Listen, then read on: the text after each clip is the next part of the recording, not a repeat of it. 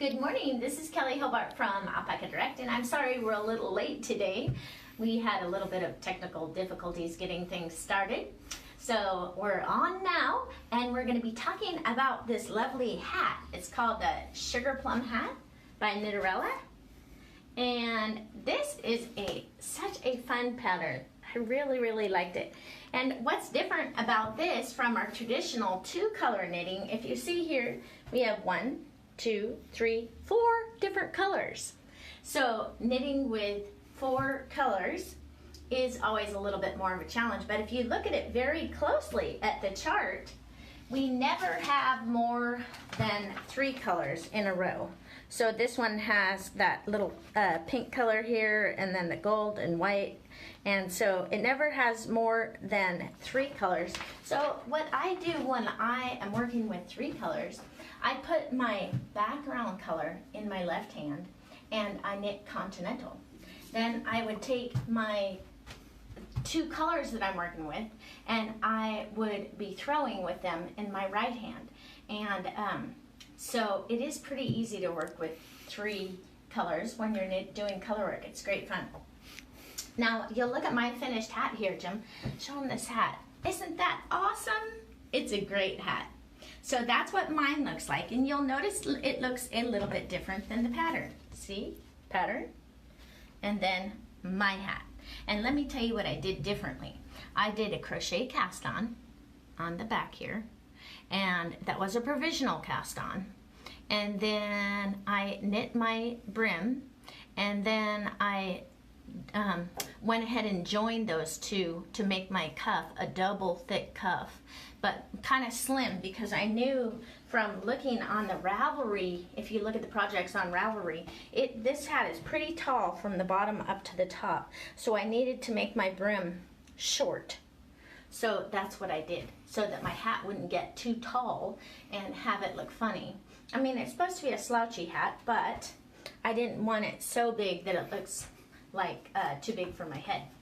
So don't forget to let us know as you're walking around, as you're watching today, to post comments about what you're working on. Maybe you can give us a pattern, and don't forget that every week we have a prize. So for this week, the prize is these pom-pom makers by Knitter's Pride, and we have the large size and the small size. And I wanted to show you how to use these, but that you guys can help me choose which ones you think the winner would like. Would they like the large size or the small size? Now, when I did mine, I used the large size pom-pom, and you can see it here. And boy, that puppy's big. I have not trimmed it yet, and it's pretty big. And I have a story to tell about this, because you know how I like everything really uniform in color? I was trying to make everything match, and it kind of looks funny, actually. It reminds me of a football or something. So then the next time I did my pom-pom, I purposely tried to make it not match, like on one side of my pom-pom. So when I was doing the one side and wrapping it, I had made sure that this side was different than that side, meaning I started with different colors, used different colors in a different order to get kind of an arbitrary color palette, and I like this one much better. Isn't that cool? You guys let me know out there if there are any of you that have tried these Knitter's Pride pom-pom makers. They're kind of cool. I like them. So what are they voting? That you can make different sizes. What? Are they going to vote on the size or what? Yes, we need them to vote on, for the winner, for the prize, to whether we should have the large or the small one. And you guys know how to vote. You just post comments in the comment section and you tell us what you're working on. Don't forget to give us patterns, because I love looking at your patterns. And then maybe I might use them on a Technique Tuesday in future, so that people can enjoy the pattern that you enjoy. So that's totally cool. Also, I wanted to tell you that when I knit my hat pattern, I used a combination of our Bravo Petites, and here's Bravo Petites, with Lemoire. And if you look at them really close together, show them on the top one here. Do you see that? They're exactly the same gauge, and they can be used, interchangeably. So that gives you a huge color palette. So here's just a few of the colors that we have in L'Amour and Bravo Petites, and they work well. The regular Bravo also works, is the same exact gauge as all of these, so that even gives you more colors. So if you want a nice color selection, look at L'Amour, Bravo Petites, and the regular Bravo yarn, and you'll get a great selection for any colorwork project you're working on. So when someone was asking how much they are, but Meg post a comment, I guess, in the comment section. For the Bravo Petites, they're right around the $10 range. For the pom-pom maker, but she can post a link to it. Maker. Yeah, she'll post a link to it. That is not super expensive either. That's reasonably priced, and you get 2 of them, and they're kind of sturdy, so they would last you a good long time. I kind of like this larger size, but if you're working with kids stuff and you maybe want to use a little tiny pom-pom to put on the end of ties for tied hats for little kids, this little tiny one would be fun to use. And I haven't used this one yet, but I think it would be fun to use. So I was thinking we could use that. Also, when I knit my hat, I had plenty of yarn left over, so I wanted to do a pattern using the same type of pattern for this and make fingerless mitts or mittens with it. So I'm going to see if I can do that for next week, but we'll see how it goes. My schedule's pretty packed, so I'll see what I can do to get a pattern and possibly some fingerless mitts for you to go with it, so that you could have a hat and fingerless mitts with your 4 skeins and have a really cute set. And so this set, when I did this, this was the medium size hat that I cast on, and it's 7.5 inches wide, and you can tell my stitches on here, I could not get any larger of a needle. It was getting sloppy looking, and I think that she recommends number 8 needle, but with our Bravo Petites and L'Amour, you could not. If I would have done a number 8 needle, it would have looked so terrible. So this was the largest needle size that I could get away with, and it was a little bit small for a medium adult. I think this is more like a kid size at around 8 inches. So what I was gonna do, I was thinking that I could cast on this is actually pretty stretchy. So I was just gonna cast on, this is the medium stitch count for the brim. I was gonna cast on for the large stitch count and then either increase right in here before I started the actual pattern. Do you see how I have it joined? And then I can do one more round with increases. And because the pattern, if you look at our pattern here on the bottom, it's an 8 stitch repeat. I could increase 16 stitches and get my hat to be bigger on the top. You know, I want it kind of slouchy and almost loose, and then have the brim fit just right. So I think it would be better dimensions if I increased 2 more repeats on the top. Or at least 1 with the large size hat pattern, because like I said, this was a medium size, and the 7.5 inches isn't very, it's a kid size really. And you customized the top too, remember? Yes, I did. So if you look at the top of the pattern here, this is the crown decreases in here, and it's kind of sloppy because I was trying to create a design and I kept on erasing it until I found a design that I liked. And so what this is 3 stitches right here, and then we have 5 stitches, and then 3 stitches, and then 1 stitch. And I did it 2 stitches away because all the white parts in between, if you look at the white parts in between here, they're all 2 stitches wide. And so I wanted to keep that so it looks symmetrical. And so what I did is, this is where it would end normally, and I followed the same amount of decreases, so I did not add any length to it at all. All I did is add a little bit of brown color in between, and if you open it up and look at it. So why did you do that?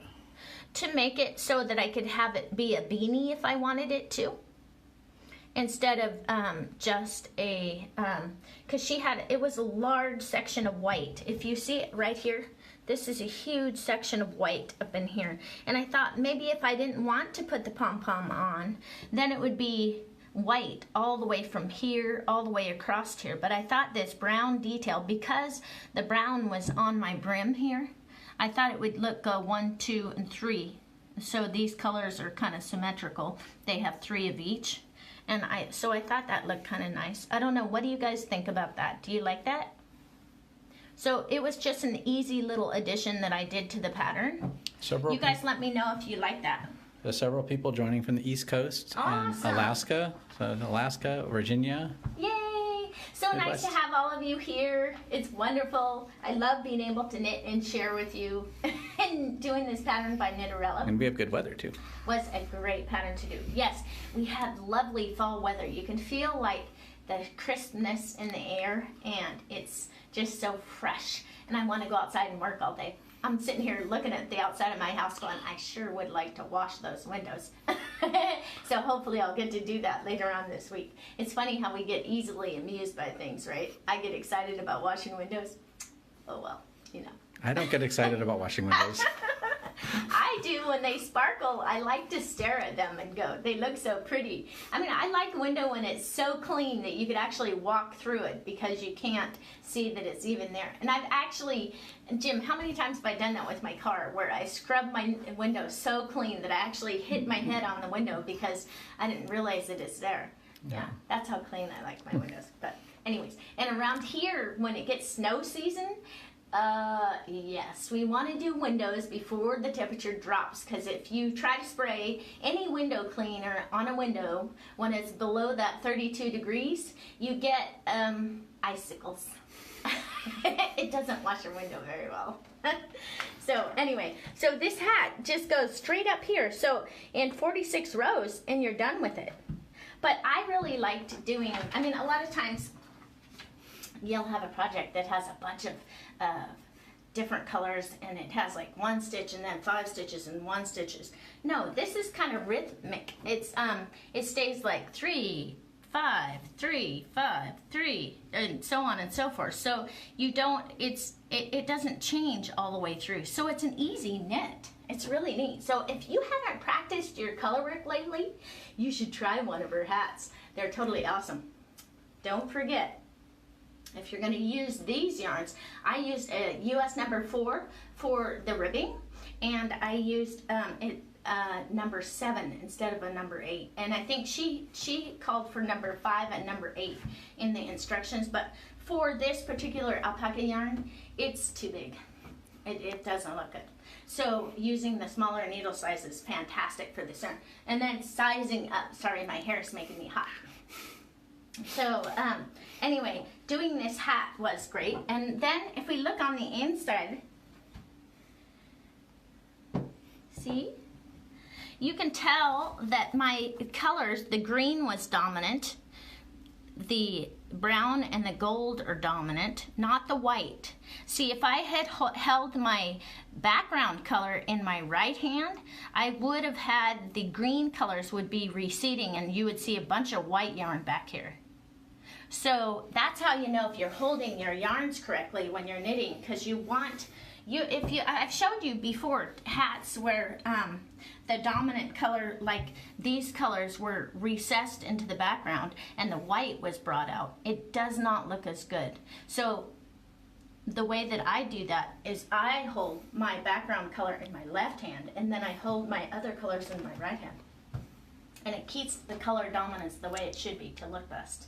So if you haven't worked with Colorwork and you haven't tried 4-color knitting, oh, maybe just 3-color, because there's 4 colors in here, but remember, we only have no more than 3 colors being worked at once. So it's totally fantastic. I like that. And then I'm trying to think of what else did I do. Your pom-poms. Yes, we're going to come over here and take a look at this. So I wanted to talk first thing, a couple of ideas to talk about just to make knitting on a chart easier. For number 1, what I did is, you can see that the pattern's right here, right? There's the pattern. I copied my chart, just on made a copy of it. But you could also use the sleeve protectors from Costco and use erasable markers. Is that what they're called, Jim, or whiteboard markers? Yeah, whiteboard markers. Yes, and then you could check off the rows and stuff using whiteboard markers, and then you would just erase it with your hand when you're done. But a couple of things here. So if you look, because I changed the colors from what the pattern called for, I had to make sure and write next to them. And it was a little hard for me because this dark color here, I have that dark brown, remember? And so, and that was actually my green, my bright color of green. So a couple of times, what I do, Jim, I started knitting with brown when I saw this green, even though I had it marked green, and then I had to go back a couple of rows because I got in a hurry and I had to go back. Oh well, so sad, too bad. It's called learn, learn, learn. Don't be too quick. And then another thing that I was thinking we could do is when you're knitting your hat in the round, don't forget to mark the beginning of the round with either a different color marker or a different type of marker or a different style of marker, because a big mistake that you often do when you are doing your projects is you would begin doing the row over again. You go right past the stitch marker and do it over again. And then that's not cool. Then you got to go backwards again. And then I always use a stitch marker for each 8 stitch repeat. So after every 8 stitches, after every repeat, I would use a stitch marker. And the reason why that's a good idea to use a stitch marker there is because if you make a mistake, it's only within those 8 stitches that you have to go backwards. If you are not using stitch markers and you make a mistake in the first 8 stitches of the round and you have 100 stitches, you have to go back 100 stitches to find your mistake. Not efficient use of time, right? So using a stitch marker for each repeat may seem cumbersome to some, but I would say try it a few times. You know how a lot of times when you try something new it feels uncomfortable and it feels cumbersome? Keep doing it until it's not cumbersome, because if you can be friends with stitch markers, they will make your life so much easier. I can't tell you how much easier. And then I love using sticky notes to mark my rows. So I would mark my rows with the sticky note. And you can put tick marks when you go past them. I don't do that anymore. Well, with a lot of things, I don't do that because I can read my knitting. If you can read your knitting, you may not need to do tick marks.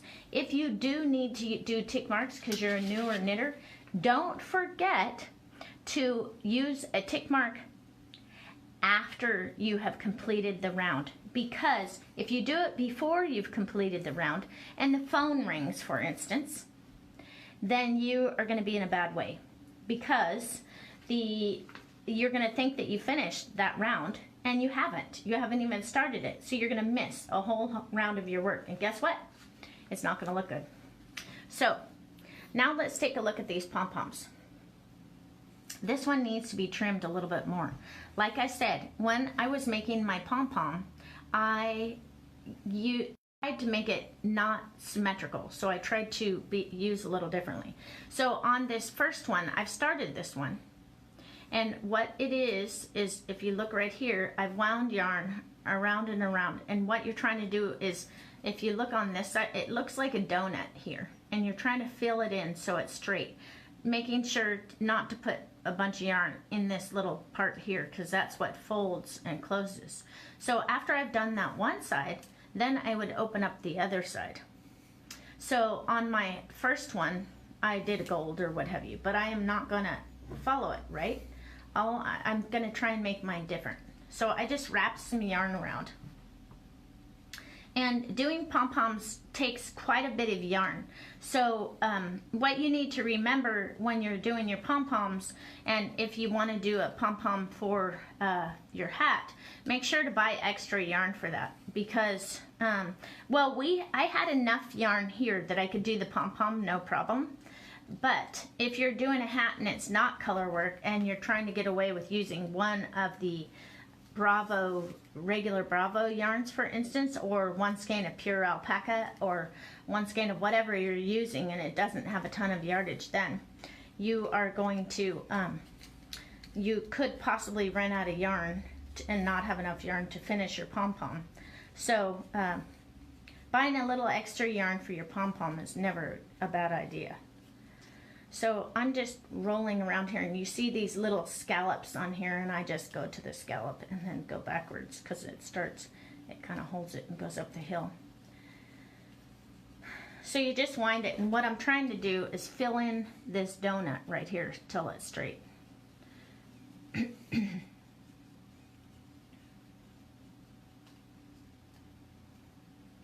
And you want to be sure to do as much of the edge as you can. Now, when I think, oops, take that off there. Oh dear. And don't do what I did. You see that little strand right there? That could not be good. There you go. Take that off there. Yeah. So when you're doing these things, patience is good, because if you get impatient, it might not look as good. So I'm just going to leave that on there for a second and then start with another one. Now, I will put this one off.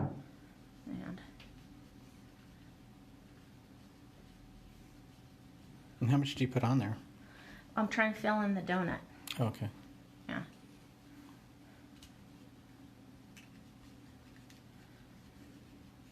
And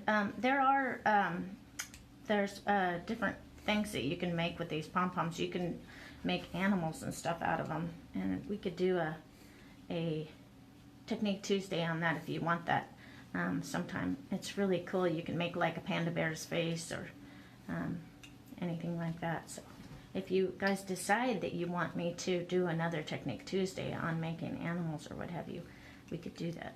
Yep, just let us know. Yep. So I'm just going to grab another color.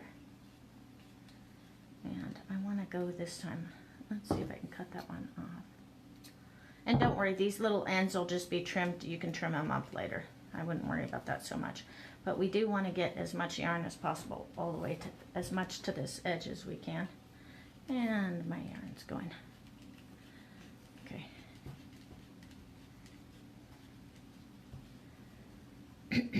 My yarn's wanting to go traveling away from me. It's usually when the cat chases it. Oh yeah. I don't have my kitty here right now, but Max loves helping me with this sort of stuff.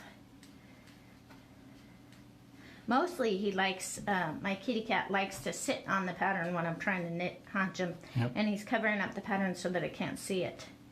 It's like, Max! Yes, and no matter where I put it, if I take my pattern and move it, he follows the pattern, and he will just lay on it. Do you see how that one, I don't really like that right there. Okay. I'm trying not to have it go over there. And then we will do a green and see if I can fill up this donut and call it good.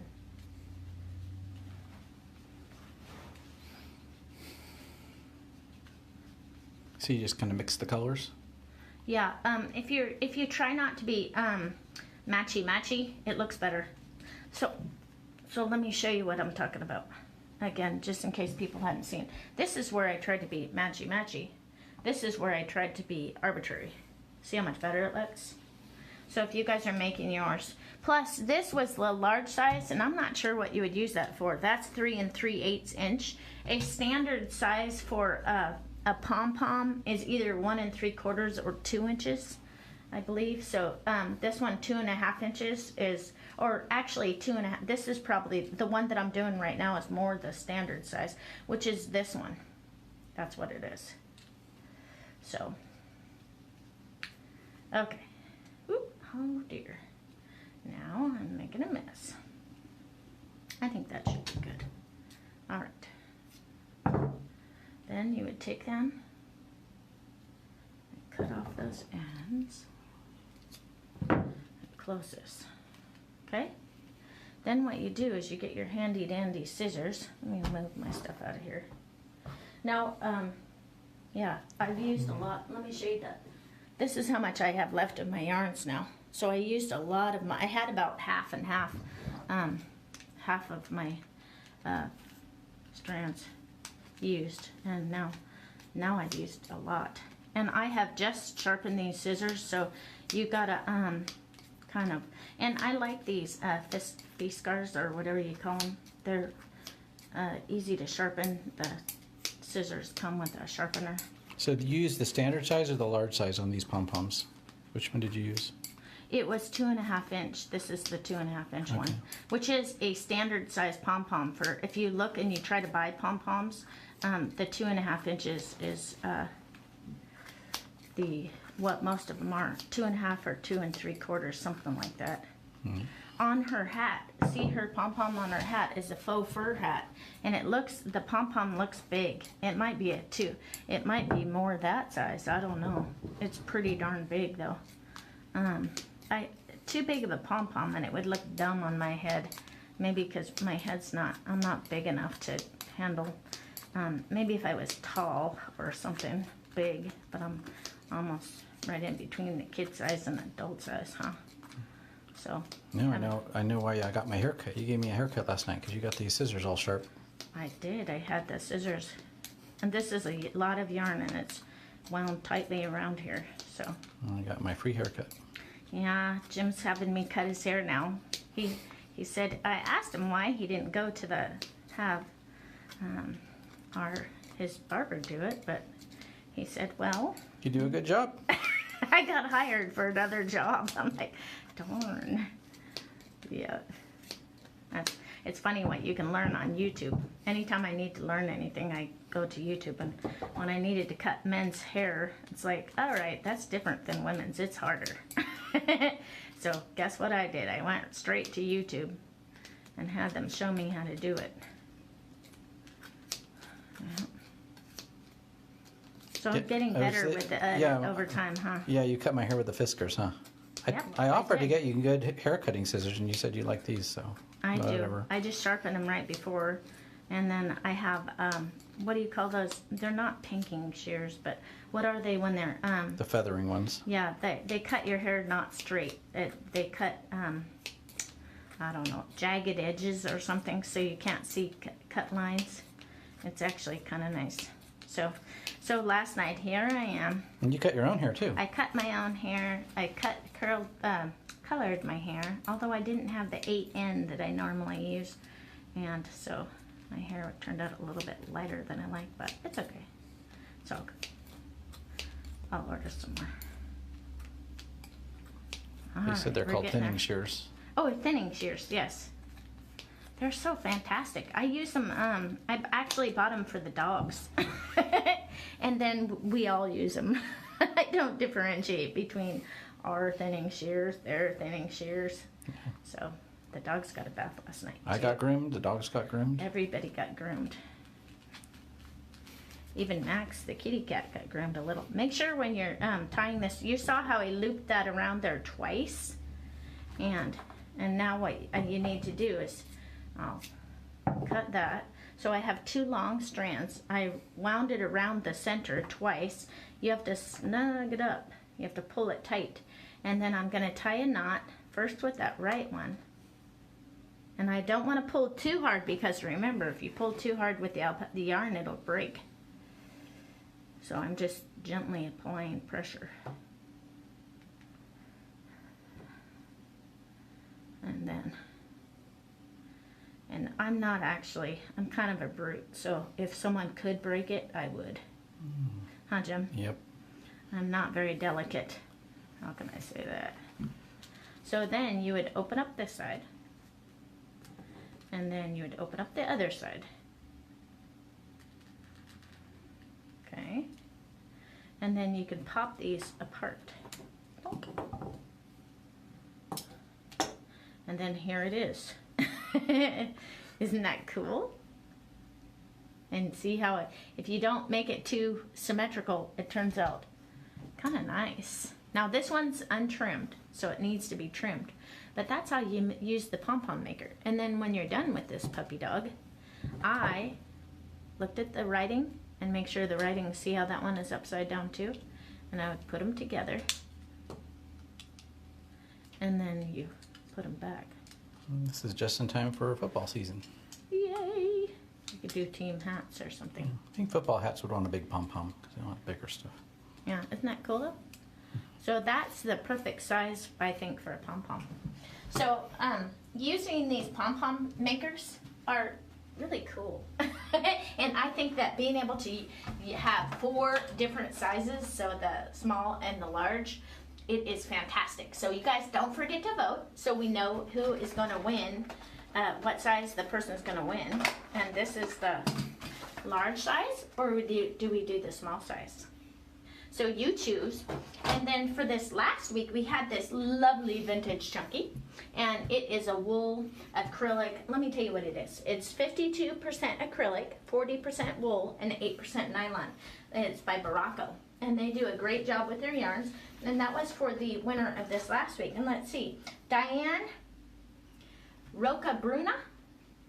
Does that sound right? Yeah. Diane Rocabruna, you won. Diane, yay! You have some vintage chunky. So all you need to do is contact customer service at Alpaca Direct, and we can get this in the mail to you.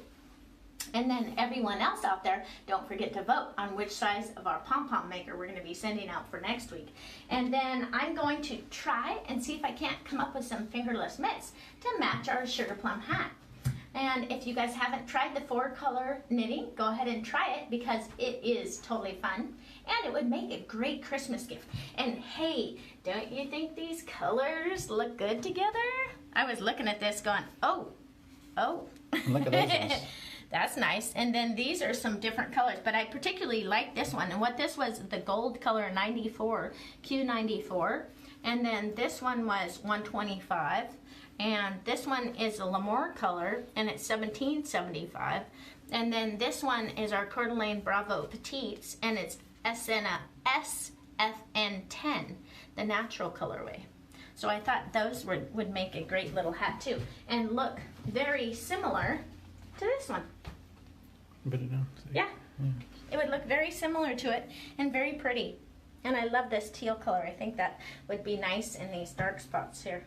So you guys have a great week, and I'll see if I can get you a pattern for fingerless mitts, and we will see you again next Tuesday.